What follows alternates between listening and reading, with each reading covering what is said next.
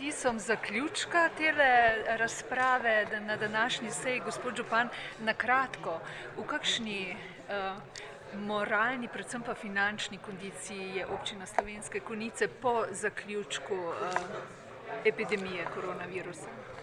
Občina Konjice je v normalni kondiciji, tako da mi nimamo finančnih težav trenutno, torej programi in financiranje iz proračuna poteka po planu.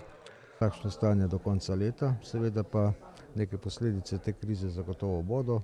Po eni strani imamo več denarja iz naslova povprečnine, po drugi strani pa lahko rečemo, da bodo tudi stroški, nekoliko višji. Tako da o tem se bomo pogovarjali nekje konca meseca avgusta, ko bodo posledice znane, in potem se bomo z občinskim svetom dogovorili, kako naprej. Naložbe tečejo po predvidenem časovnem načrtu? Ne samo, da tečejo po načrtu, mi smo dodatno se dogovorili, da bomo v letošnjem letu še naredili nekaj stvari, za katere smatramo, da so nujne. Torej, zunaj je razpis za sanacijo obnove kulturnega doma Vloča. To investicijo bomo začeli. Tudi nekatere manjše stvari pri ureditvi športnega kompleksa Dobrava bomo naredili. Tako da ja, vse teče po planu in v okviru nekje začrtanih finančnih okvirjev. Se bomo to poletje lahko že kopali v konjiškem bazenu? Ja, seveda, zdaj načrt je, mi bomo bazen dejansko približno 14 dni še delali, da se to zaključi. Potem moramo zagotoviti še ta prevzem in pa uporabno dovoljenje in z mesecem julijem bi bazen lahko normalno funkcioniral. Meseca julija? Ja. Mesec junij je praznik občine Slovenske Konjice.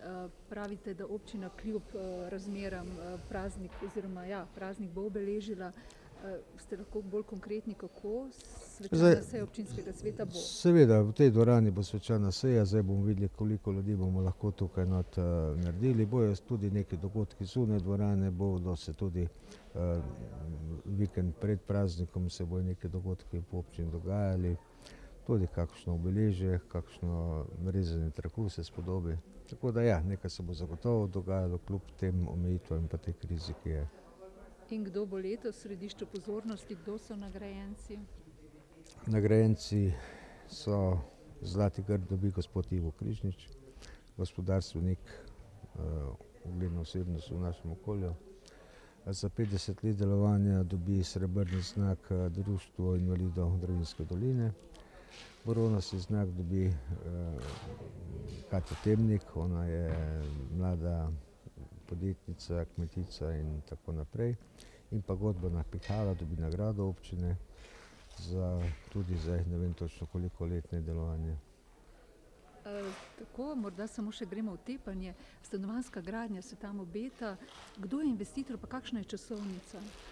Približno 70 novih stanovanj, ne? Ja, to je 5 blokov.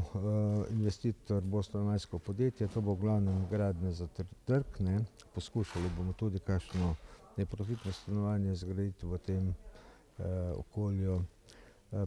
Predvideti pa moramo tudi to, da se bo število prebivalcev mladih družin povečalo in bomo tudi v okviru tega kompleksa teh blokov zgradili tudi vrtec za vsaj 2 oddelka.